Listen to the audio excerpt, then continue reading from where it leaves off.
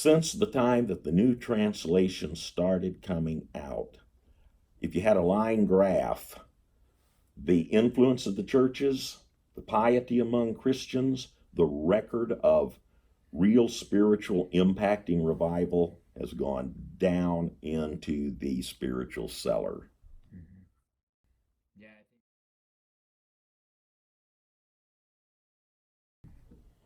so throughout your entire preaching career, um, you have always preached from the King James Bible, and I know you take a pretty strong position on why you only preach from the King James Bible. Can you elaborate on that a little bit? Why is it that you're committed to only preaching from the King James Bible? Okay, that, as you know, is a tremendously big subject.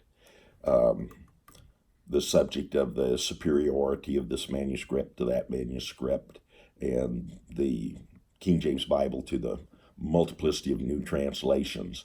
But I'll just give you three reasons why I personally prefer the King James Bible. One is because of the accuracy of translation. When the King James Bible was commissioned to be translated from the original languages, the best of the best of the best of the scholarship England had to offer in that age was drawn upon to do the translation. Those intellectual prodigies, every one of them, were fluent in biblical and ancient languages, and they checked one another's work throughout the whole process of translating the Bible. So the accuracy of the translation has been a tremendous reason why I have stuck with the King James Bible. Also, the piety of the translators themselves. The new versions, many of the translators have been people who really didn't. They would be considered heretics.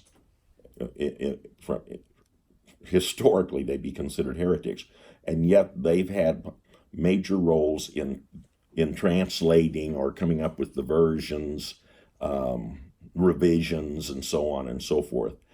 But these men who translated the King James Bible were renowned in their day for their piety. These were men who literally prayed for hours a day, who consumed and were consumed by the Word of God, who were by every definition God-fearing men. So reason number one is because of the accuracy of the translation and the piety of the translators themselves.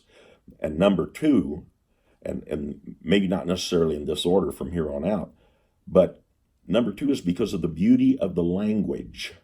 There's nothing in the English language as beautiful as the King James language. I mean, can you imagine? In fact, I remember reading an essay one time that Ronald Reagan wrote, and in that essay, he's talking about the King James Bible and the beauty of the Bible and the endurance of the Bible, how that we've had that Bible for so long, for so many centuries, up until very recent times. That was the Bible of choice for Christians. And Reagan mentioned, he said, can you imagine if people came out with a revised works of Shakespeare? He said, imagine if scholars, if they started marketing a modernized version in street language of Shakespeare. People wouldn't put up with it. It would be a joke. It'd be a reproach and a disgrace. And the same thing is true 10 times over where the King James Bible is concerned. It's the beauty and the dignity of the language. I don't want the Word of God presented in street language for me. Now, and a third reason is, were you going to say something? I was going to ask, what do you say to the people who say, yeah, but it's just so much easier to understand? Here's what I say: that is an illusion. That people may be sincere about that statement. A lot of people are just poly-parodying what they've heard other people say. Here's the bottom line: it's not that hard to figure out. It doesn't take too long to figure out what the word thou and the word thee mean. It's not that difficult. So, I just don't have a whole lot of patience with that argument at all. And another thing I'll say to that is the Word of God is not intended for lazy, lackadaisical readers who want something easy. They want to get the mind of God, and they think it's going to be easy. It's not meant to be easy. It's meant to challenge our minds. It's meant to make us get into what God Himself is saying in His Word. So that's really something.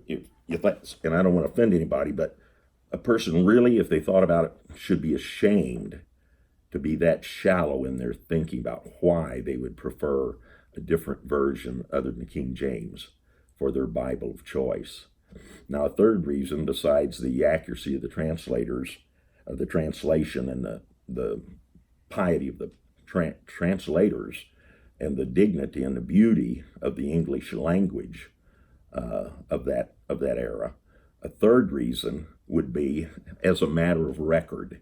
And when I say a matter of record, I mean the fruit is on the tree where the King James Bible is concerned. Let me put it this way. During those centuries that the King James Bible was the Bible of choice in the English-speaking world, those were the days, anybody can check this out historically, those were the days when we had all of our history of revival. Those were the days when Christians were the most pious. Those were the days when the church had its greatest influence.